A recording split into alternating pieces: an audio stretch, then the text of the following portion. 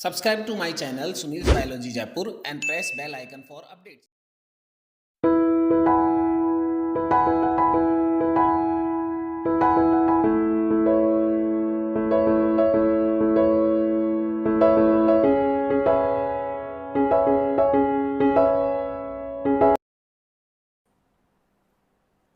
Hello दोस्तों।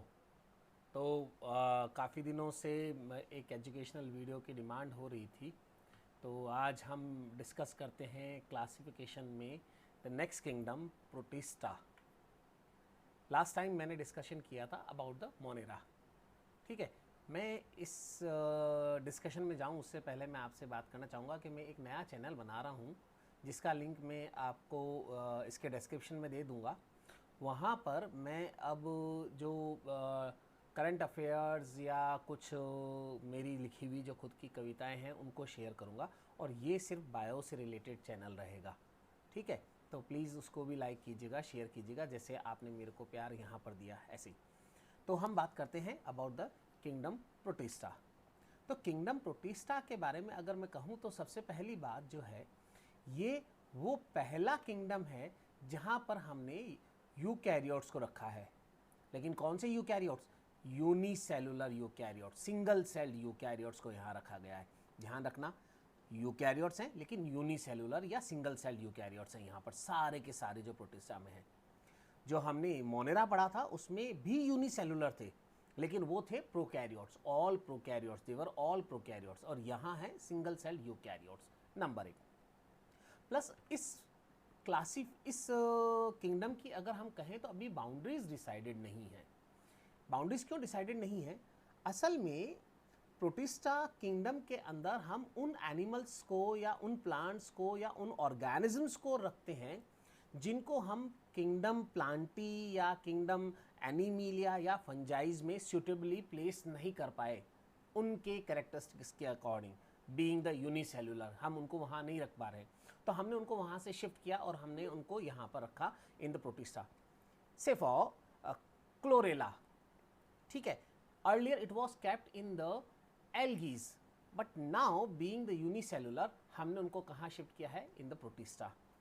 जैसे protozoa, protozoa earlier was the first phylum of the animal kingdom, लेकिन protozoan सारे के सारे यूनिसेलुलर है और हम यहाँ किसको रख रहे हैं? यूनिसेलुलर यूकैरियोट्स को। तो इसलिए protozoa is now a one of the class of the protista जहाँ पर कि यूनिसेलुलर एनिमल्स को रखा गया है।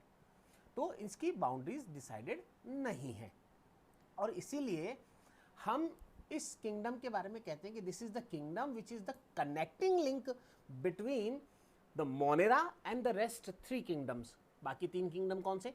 बाकी 3 किंगडम्स जो फंजाइज है, प्लांटी है और एनिमिलिया है, उनमें और मोनेरा के बीच में एक कनेक्टिंग लिंक की जैसे यहाँ पर ये फाइलम जो है, ये किंगडम जो है, ये काम करता है। It is a connecting link.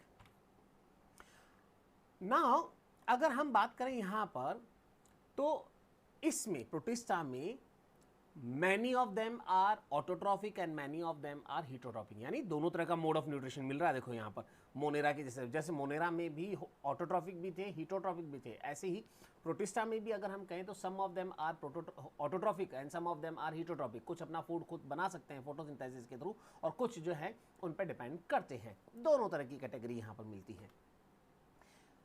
In organism में, प्रोटिस्टा में अगर हम कहें तो इन सम ऑफ देम कोई मूवमेंट के लिए कोई स्ट्रक्चर प्रेजेंट होगा लाइक फ्लैजिला या सीलिया, और may not be present, not necessary कि सब में हो ही हो, है ना। ठीक है, तो कुछ में फ्लैजिला या सीलिया होते हैं और कुछ में नहीं होते हैं प्रोटिस्टा के अंदर। नाउ अगर मैं यहाँ पर कहूँ तो प्रोटिस्टा के बारे में एक खास बात कि प्रोटिस्टा को हम जो मल्टी सेलुलर यूकैरियोट्स हैं, अगले 3 किंगडम्स हैं, फंजाइज, प्लांटी एंड एनिमिलिया, उनके एंसेस्टर्स कहते हैं। ये एंसेस्टर्स है, मतलब यहाँ से ब्रांचेस ओरिजिनेट हुई होंगी जो फंजाइज या प्लांटी या एनिमिलिया किंगडम को बनाया होगा जिन्होंने। ठीक है, तो ये यहाँ पर फंजाई, इनके बारे में अगर एक जनरल कैरेक्टरिस्टिक्स में बात करूँ तो ये हो गए। नाउ अब हम बात करते हैं यहाँ पर आगे क्लासिफिकेशन ऑफ प्रोटिस्टा के बारे में। तो देखो प्रोटिस्टा को हमने 5 क्लासेस में डिवाइड किया है। आप स्क्रीन पे दिख रहे होंगे पांचों क्लासेस की name. First Chrysophyta, second dinoflagellate, third euglenoids, fourth slime moulds and fifth is protozoa. तो हम इनके बारे में एक एक बात करेंगे। इस मॉड्यूल में मैं फर्स्ट 2 के बारे में डिस्कशन करूंगा, क्राइसोफाइट्स एंड डाइनोफ्लैजिलेट्स के बारे में। नेक्स्ट मॉड्यूल में फिर हम अगले क्लासेस के बारे में डिस्कशन करेंगे। तो सबसे पहले मैं बात कर रहा हूँ यहाँ पर क्राइसोफाइट्स के बारे में, ठीक है। तो क्राइसोफाइट्स के बारे में अगर मैं यहाँ कहूँ, देखो तो कुछ कैरेक्टरिस्टिक्स मैं यहाँ पर क्राइसोफाइट्स के आपके सामने लिखूँ अगर, तो सबसे पहली चीज़ यहाँ पर डायटम्स एंड गोल्डन एल्गीज को इंक्लूड किया गया है। गोल्डन एल्गीड जिसको हम डेस्मीड्स भी बोलते हैं, they are included into the chrysophytes, diatoms and golden algae, number 1। Number 2, अगर इनके हैबिटाट के बारे में बात की जाए तो they are found in aquatic condition, fresh water and marine, दोनों कंडीशन में मिल जाते हैं। फ्रेश वाटर में भी मिल जाएंगे एंड मरीन कंडीशन में भी मिल जाएंगे। ध्यान देना, हैबिटेट एक्वेटिक या पानी के पास में कहीं पर मॉइस्ट कंटेंट में यहाँ पर ये मिलेंगे। डायटम्स को हम यहाँ पर चीफ प्रोड्यूसर इन ओशंस बोलते हैं। ये फोटोसिंथेटिक होते हैं। क्रायोसोफाइट्स के बारे में अगर हम बात करेंगे अभी, तो दे आर द फोटोसिंथेटिक। ध्यान देना, ऑटोट्रॉफ्स हैं, फूड सिंथेसाइज कर सकते हैं। और इसमें भी डायटम्स को हम यहाँ पर चीफ प्रोड्यूसर्स इन ओशंस बोलते हैं, क्योंकि major part in the of the food which is required for the aquatic life, वो सिंथेसाइज करने का काम यहाँ पर कौन कर रहा है? Diatoms are doing this thing. तो they are the chief producers in oceans. Microscopic in nature, size में बहुत स्मॉल होते हैं, माइक्रोस्कोपिक होते हैं, you can not see them by the naked eyes. And अगर ये इनके बारे में हम क्राइसोफाइट्स के बारे में कहें तो ये या तो फ्रीली फ्लोट करते हुए हो सकते हैं ऑन द सरफेस, या बॉटम डिवेलर्स होते हैं। तो वो क्राइसोफाइट्स जो वाटर सरफेस में मिलते हैं वो पैसिवली फ्लोट करते हुए होते हैं। वो खुद अपनी कोई एनर्जी जो है कंज्यूम नहीं करते हैं in the movement water current के साथ। वाटर करंट जिधर की तरफ उनको मूव करके ले जाती है, उधर की तरफ वो मूव कर जाते हैं, फ्लोट कर जाते हैं along with the water current. तो खुद जो है एफर्ट्स नहीं करते मूवमेंट के लिए, पैसिवली फ्लोटिंग ऑर्गेनिजम्स होते हैं।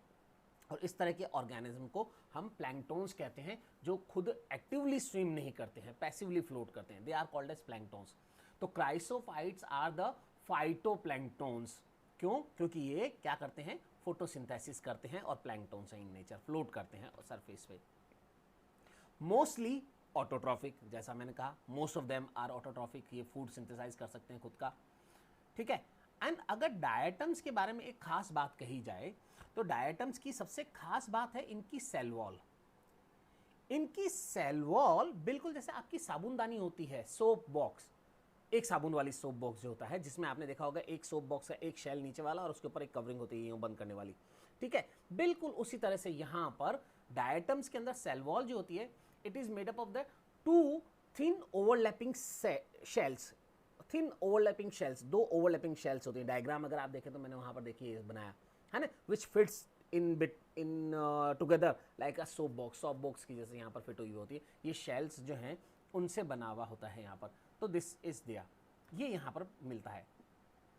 अनदर थिंग, सेल वॉल जो है उसकी एक खासियत है, सेल वॉल के अंदर सिलिका एम्बेडेड होता है यहाँ पर। और सिलिका एम्बेडेड होने के कारण जो ये सेल वॉल है ये अनब्रेकेबल हो जाती है या इनडेस्ट्रक्टिबल हो जाती है। देखिए एनसीईआरटी में एक वर्ड यूज किया हुआ है वहां पर, इनडेस्ट्रक्टिबल। मैंने उसका एक सिंप्लीफाइड वर्जन यहां पर आपको दे दिया है so that you can memorize it. याद वर्ड इनडेस्ट्रक्टिबल ही करना, लेकिन उसका मीनिंग क्या होता है? वो है अनब्रेकेबल। तो being the silica impregnated in the cell wall क्या हो गई? रिजिड हो गई, हार्ड हो गई, है ना, एंड दैट बिकम इनडेस्ट्रक्टिबल। नाउ इस सिलिका के प्रेजेंट होने के कारण एक खास बात इनके अंदर क्या होती है कि ये डायटम्स जब इनकी डेथ होती है और सी के अंदर ये जब एक्यूमुलेट होते जाते हैं सरफेस पे वहाँ पर, तो मिलियंस ऑफ ईयर्स में वहाँ डिपॉजिट होके और हार्ड सरफेस बना देते हैं वहाँ पर। और वो हार्ड सरफेस जो डायटम्स के डिपोजिशन के कारण वहाँ पर बनी in the billions of the years और मिलियंस ऑफ द ईयर्स, वो कहलाती है डायटमेशियस अर्थ। सो that diatomaceous earth is formed by the deposition of the diatoms or accumulation of the diatoms. ठीक है. Now इसी तरह से और हम बात करें क्राइसोफाइट्स के बारे में, तो मैंने अभी कहा क्राइसोफाइट्स आर फोटोसिंथेटिक, ऑटोट्रॉफ्स होते हैं, तो इनके अंदर कौन से पिगमेंट्स मिलते हैं ये आपसे पूछा जा सकता है, तो ध्यान देना इनके अंदर chlorophyll A and chlorophyll C मिलता है. कुछ डायटम्स में, अगर हम डायटम्स में कहें तो उनमें एक और पिगमेंट भी वहां पर मिलता है and that is fucoxanthin. And because of the presence of the fucoxanthin diatoms जो है ब्राउनिश टिंच लिए हुए होते हैं, वो कलर में थोड़े से ब्राउनिश इन कलर होते हैं, brownish tinge in the diatom is because of the presence of the fucoxanthin along with the chlorophyll A and C. Reserve food क्या है भाई इनके अंदर, तो क्राइसोफाइट्स के अंदर रिजर्व फूड जो है ऑयल्स होता है एंड ल्यूकोसिन होता है. ये ल्यूकोसिन क्या है, leucosin is a one kind of the polysaccharide, एक तरह का कार्बोहाइड्रेट है, तो इनके अंदर रिजर्व फूड ये यहाँ पर ये है. रिप्रोडक्शन इन क्राइसोफाइट्स अगर हम कहें तो बेसिकली बाइनरी फिशन टाइप का जो रिप्रोडक्शन है that is a very common type in the chrysophyte जो कि यहाँ पर मिलता है. तो मैंने कहा कॉमन है, इसका मतलब और दूसरे भी हो सकते हैं, but binary fission is the common one. Now what are the uses of the chrysophytes, हमारे लिए कैसे बेनिफिशियल हो सकते हैं, क्राइसोफाइट्स के कोई यूज है हमारे लिए, तो हम कहते हैं बिल्कुल है. डायटम्स, अभी मैंने कहा था बिगिनिंग में, they are the chief producer in oceans, यानी एक्वेटिक लाइफ जो है वहाँ पर उनके लिए मेन सोर्स फूड सिंथेसाइज करने का यही है, डायटम्स है. तो they provide the food for the aquatic life, aquatic animals. Another thing, आज एक खास बात अगर मैं कहूँ तो आज जितने भी पेट्रोलियम प्रोडक्ट्स हम ले रहे हैं उसमें से most of the petroleum product जो हमको मिल रहे हैं आज, that is because of the past age के डायटम्स, जो पुराने टाइम में जो डायटम्स वहाँ पर थे और जो डिपॉजिट हो गए, डिके हो गया जिनका, they converted into the petroleum products, और वो हमको जो मिल रहे हैं वो petroleum products mainly from the diatoms we are obtaining. तो ये यहाँ पर इसका यूज़ हो गया. या अगर मैं कहूँ यहाँ पर तो डायटम्स की जो नेचर है वो क्या है, because of the presence of the silica, ये हार्ड तो होते हैं बट ये पोरस होती है, इनकी नेचर कैसी होती है, पोरस होते हैं, और केमिकली ये इनर्ट भी होते हैं, केमिकली एक्टिव नहीं होते, किसी एसिड या बेस जैसे सब्सटेंस या किसी केमिकल के साथ रिएक्शन भी नहीं करते. तो इनकी पोरोसिटी और इनर्ट नेचर के कारण हम इनको एज ए फिल्टर काम में लेते हैं, सस्पेंशंस को फिल्टर करने के लिए, लाइक ऑयल्स हैं, सिरप्स हैं, है ना, वहाँ पर हम, या शुगरी सब्सटेंसेस होते हैं, उनको फिल्टर करने के लिए एज ए फिल्टर्स हम जो है डायटम्स को या क्राइसोफाइट्स को यूज़ करते हैं. ये एक इनका कैरेक्टरिस्टिक है. ऐसे ही डायटम्स के बारे में अगर मैं एक खास बात और बोलूँ तो ये पेंट्स में भी ऐड किए जाते हैं to enhance the night visibility. आजकल आपने देखा कुछ पेंट्स जो होते हैं नाइट में शाइन प्रोवाइड करते हैं, है ना, तो वो शाइन जो है उसमें one of the reason is what, diatoms add करना, क्योंकि डायटम्स के कारण वहाँ पर नाइट विजिबिलिटी इंक्रीज होती है. तो that is also one of the use of it. Then diatoms के बारे में अगर हम बात करें तो अगला एक इंपॉर्टेंट यूज जो है, they are use as a insulators in refrigerators, in boilers, जो है यहाँ पर इनको एज ए इंसुलेटर भी यूज़ किया जाता है. नॉट ओनली दिस, टूथपेस्ट के अंदर एज ए क्लीनिंग एजेंट भी यहाँ पर जो है हम क्राइसोफाइट्स को यूज़ करते हैं. So these are the certain benefits of the chrysophytes. ना अब आपसे पूछे कि what are the examples of the chrysophytes, कुछ एग्जांपल्स दे दो क्राइसोफाइट्स के, तो आपको याद होने चाहिए. एनसीईआरटी के एग्जांपल सारे आपको याद होने चाहिए. नेविक्यूला, ट्राइसेरेशियम, पिनेलुरिया, and the last is Amphiplura. These are the certain examples from the chrysophytes, जिसमें नेविक्यूला जो है जो आपको याद होना चाहिए, ट्राइसेरेशियम आपको याद होना चाहिए, एटलीस्ट ये दो तो आपको याद होने ही चाहिए. तो होप पहला पार्ट जो है आपका क्राइसोफाइट ये क्लियर हो गया होगा. ठीक है, चलिए तो हम अब चलते हैं नेक्स्ट पार्ट पे, एंड दैट इज डाइनोफ्लैजिलेट. डाइनोफ्लैजिलेट्स के बारे में अगर बात करूं तो नंबर एक, सबसे पहली चीज, मोस्टली मरीन होंगे ये, ठीक है, but some of them are found in the fresh water also, fresh water में भी मिलेंगे, बट मोस्टली मरीन है, ज्यादातर मरीन है। ऑटोट्रॉफिक है, मतलब फोटोसिंथेसिस की प्रॉपर्टी है इनके अंदर, फोटोसिंथेसिस कर सकते हैं, ये अपना खुद का फूड बना सकते हैं, फोटोसिंथेटिक है। यूनिसेल्युलर है, प्रोटिस्टा पढ़ रहे हैं हम, यूनिसेल्युलर यूकैरियोट है, पूछने की बात ही नहीं है, ये तो यूनिसेल्युलर है। लेकिन खास बात इनके बारे में अगर मैं यहाँ पर कहूँ तो मोटाइल है, they are the motile. And word से समझो, देखो इसको, dinoflagellate, di means two, flagella मतलब इनके अंदर, इन ऑर्गेनिज्म के अंदर दो फ्लैजिला मिलते हैं, बाई फ्लैजिलेटेड होते हैं, और बाई फ्लैजिलेटेड होने के कारण ये कैसे भी होंगे, मोटाइल होंगे। ठीक है, गोल्डन ब्राउन इन कलर, हालांकि गोल्डन ब्राउन के अलावा ग्रीन, ब्लूइश, है ना, टिंच वाले भी होते हैं, but most of the dinoflagellates अगर हम देखें तो वो गोल्डन ब्राउन इन कलर होते हैं और फोटोसिंथेटिक होते हैं। ऑटोट्रॉफिक है तो मैं कह ही चुका हूँ, फोटोसिंथेटिक है। अब इनकी खास बात अगर कहूँ तो इनके अंदर जो सेल वॉल है, वो सेल वॉल दो सेल्यूलोजिक प्लेट से मिलकर बनी होती है, स्टिफ सेल्यूलोजिक प्लेट से बनी होती है। इनकी सेल वॉल जो है, उस सेल वॉल के ऊपर यहाँ पर जो है दो सेल्यूलोज की स्टिफ प्लेट्स की कवरिंग यहाँ पर इनके ऊपर प्रेजेंट होती है। ये खास देखो, वहाँ सेल वॉल जो है सिलिका इम्प्रेग्नेशन हुआ था, यहाँ सेल वॉल इस सेल्यूलोजिक, सेल्यूलोज की दो प्लेट से बनी हुई है, ध्यान देना। और वो जो दो प्लेट्स जो यहाँ पर बन रही हैं, ये दो प्लेट्स जो बन रही हैं, दीज प्लेट्स आर व्हाट, ये प्लेट्स क्या कहलाती है, this is called as theca या लॉरिका, थीका या लॉरिका कहेंगे दोनों प्लेट्स को। तो दो थीका या लॉरिका से यहाँ पर ये बनी हुई होती हैं। ये देखो, इस वाले एग्जाम्पल में अगर आप देखो यहाँ पर तो इस चीज़ को समझ पाओगे। असल में ये जो इनकी ये जो थीका है, ये आपने अगर इसको एनिमल, इस ऑर्गेनिज्म को देखा, ये यूँ इस तरह से दो यहाँ पर, ये अपर थीका एंड ये लोअर थीका, ठीक है।